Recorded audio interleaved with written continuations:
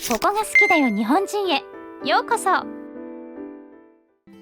日本にはたくさんの寺院や神社があります。全国の神社は8万8000、寺院は7万7000にも上ると言われています。たくさんの寺院や神社のある日本ですが、その一つ一つに神様や仏様が祀られており、いろいろな言い伝えや意味を持っているのです。今回は日本でも有名な神社や寺院の数が多い京都にある一年中スズムシの鳴き声を聞くことができるという、なんとも不思議なお寺に行ったある寺院好きの外国人のお話を聞いていきましょう。外国人が驚いたというそのお寺とは一体どんなところだったのでしょう。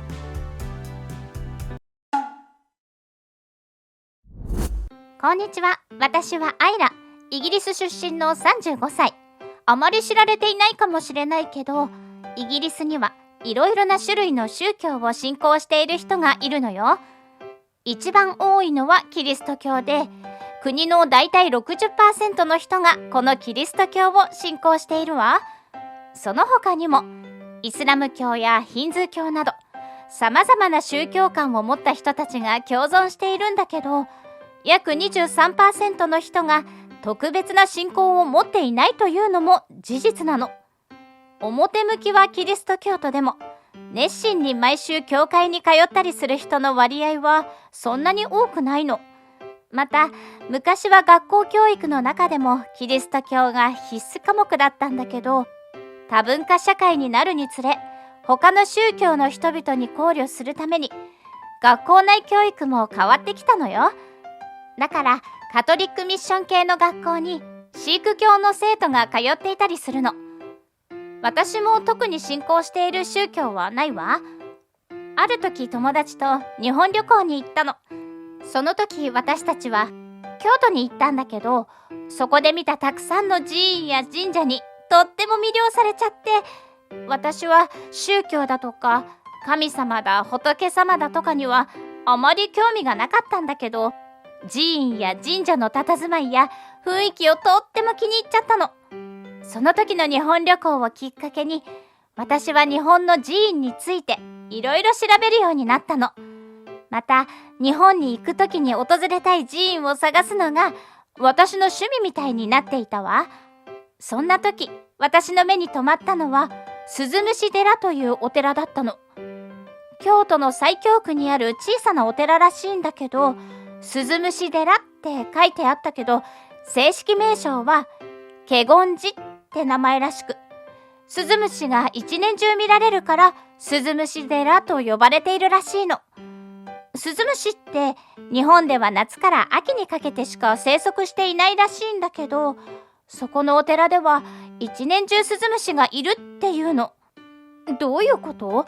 もしかして季節がそのお寺だけ変わらないっていうの？って不思議に思って、実際自分の足で行ってその目で確かめたくなってきちゃったの。だから次日本に行くときは必ずこのスズムシ寺の謎を解きに行くって張り切っていたわ。そんな時、仕事で長期の休みが取れるタイミングができたから、今しかないと思って日本に旅行に行くことにしたの。出発当日、やっとあの謎のスズムシ寺の真相を知ることができると思うと、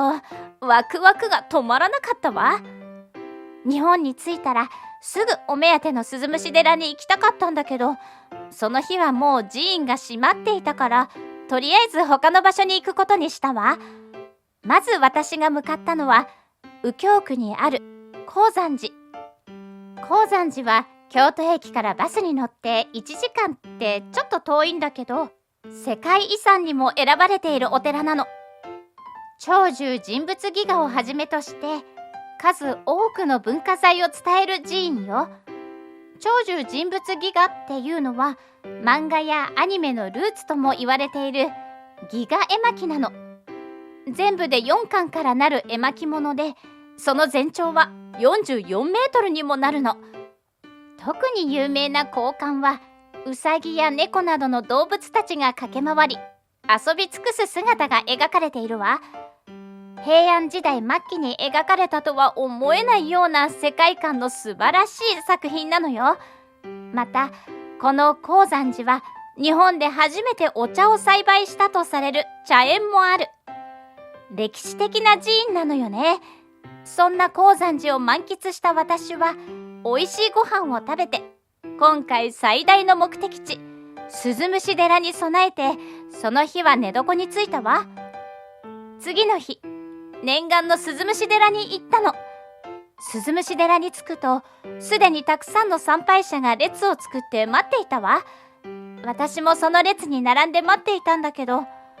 お寺に入るのになぜこんなに並ぶのかしらって思って、前に並んでいた人に聞いてみたの。すると、住職さんの説法が聞ける時間が決まっていて、みんなそのために並んでいるっていうの。正直私はそういった類の話に全く興味がなかったし、ただそのお寺の外観や境内を見て、そして本当にスズムシが一年中いるのか、この目で確かめたいだけだったから、わざわざ話を聞くためにこんなに列を作って待つ意味がわからなかったの。でもみんな並んでるし、並ばないと入れないみたいだったから、仕方なく私もその列に並ぶことにしたの。やっと門が開いて中に入ることができたわ。列のままゾロゾロと中に入っていくと、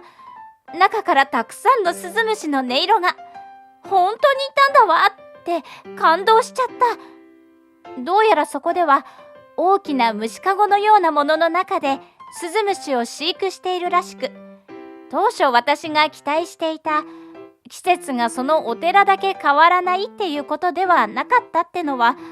少し残念だったけど、でも真相が知れてとても嬉しかったの。最初その鳴き声を聞いたとき、スピーカーから流しているのかしらって思うくらい元気で力強くて、本当にびっくりしたわ。それからその流れのまま説法を聞くことになったの。説法の時間は約30分間。どうせ堅苦しい話をつらつらと話し、それをじっと聞くだけの普通の時間の始まりだわなんて思って、私はそこに座ったの。説法が始まって、私はとてもびっくりしたの。お茶とお茶菓子が一人ずつに用意され、住職のお話も決して堅苦しい感じではなく、とってもユーモアたっぷりな話し口調で、何より内容がとても面白かったの。質問形式で参拝者の人たちと交流を交えながら話す住職のその話術に、私は魅了されてしまったわ。そして日本人の宗教に対する考え方を聞いてとても驚いたの。イギリスでは日常生活でどの宗教を信仰しているのかを聞いたり、宗教によって差別されたりすることは大きなタブーとされているの。だから私も宗教に対して意見を言うことや話すことになんとなくマイナスなイメージを持っていたの。でもその住職の話によると、日本人は複数の宗教を信仰している人が多いというの。初めは意味がわからなかったわ。そもそも複数の宗教を信仰していいわけないと思っていたから。これにはとても驚いたわ。日本人は父親が神道で母親が仏教なので、自分は両方を信仰しているなんて人も多いらしく、そもそも日本人は宗教というものを堅苦しい決まり事ではなく、伝統や文化のように柔軟に受け入れている人が多いみたいなの。だからクリスマスも祝うし、元旦には神社へ行き、家には仏壇が置いてある。こんな考え方があるなんて、私の中の常識が覆されてとても衝撃的だったわ。そしてその鈴虫寺にいる興福地蔵菩薩様。普通のお地蔵様は裸足らしいんだけど、このお地蔵様は日本で唯一わらじを履いているんだって。なぜわらじを履いているのかというと、このお地蔵様は願い事をした人のところに願いを叶えるために歩いてきてくれるらしいの。だから願い事をするときは必ず自分の名前と住所を言わないといけないんだって。お地蔵様がわざわざ自分のところまで足を運んできてくれるなんてありえないって思ったわ。でもお地蔵様はこの世に生きる私たちの願いを叶え、救いの手を差し伸べてくれるだけでなく、地獄に落ちた人々をも救う、そんな大慈悲を持っているって住職は教えてくれたわ。その話を聞いたら、お地蔵様がわざわざ来てくれるってのもなんだか納得しちゃったわ。そんな話をスズムシの音色を聞きながら聞いていたら、30分の説法はあっという間に終わってしまったわ。はじめは全く興味のなかった私だけど、説法が終わる頃には日本人のこういった考え方についてとても興味と好感を持てるようになっていたの。そしてこの幸福地蔵菩薩様は願い事を一つだけ叶えてくれるらしいの。だから願い事はあれもこれもと欲張らず、一つだけするのが重要だって教えてもらったわ。帰りにお守りを買ったんだけど、願いが叶うとこのお守りを持ってお礼参りに来ると、またもう一つお願いをすることができるらしいの。今まで私はこれといった信仰はしてなく、それに対して少し罪悪感があったのよね。なぜかって、周りはキリスト教を信仰していたり、ヒンズー教、イスラム教など何かしらの信仰をしている人がやっぱり多かったから、無信仰だってのはなんだか罰当たりな気がしてたの。でも今回日本へ来てスズムシ寺で住職の説法を聞いて、大事なのは何を信じるかだけじゃなく、毎日いろいろな人や出来事に普段から感謝の気持ちを持つことなのかなって思ったの。もちろん世界にはたくさんの信仰があり、何を信仰するかは個人の自由だと思うから否定はしないし、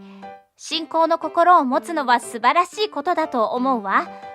でもこういった日本人の独特な考え方も悪くないかもって思えたのよね。スズムシの音色を聞きながら説法を聞いて、お寺の見学をし、お地蔵様に願い事をし、帰る頃にはなんだか私の心は少し軽くなっていた気がしたわ。願い事が叶ったらまたお礼参りにこのスズムシ寺に来ようと思うわ。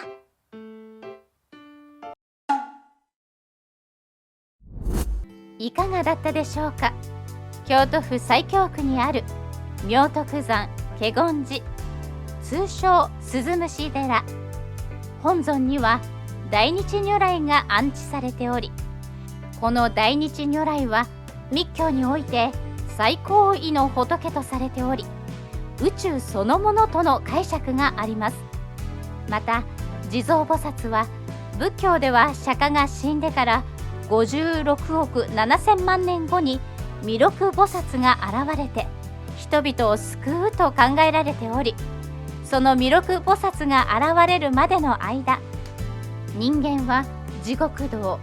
餓鬼道、畜生道、修羅道、人道、天道の六道を輪廻しながら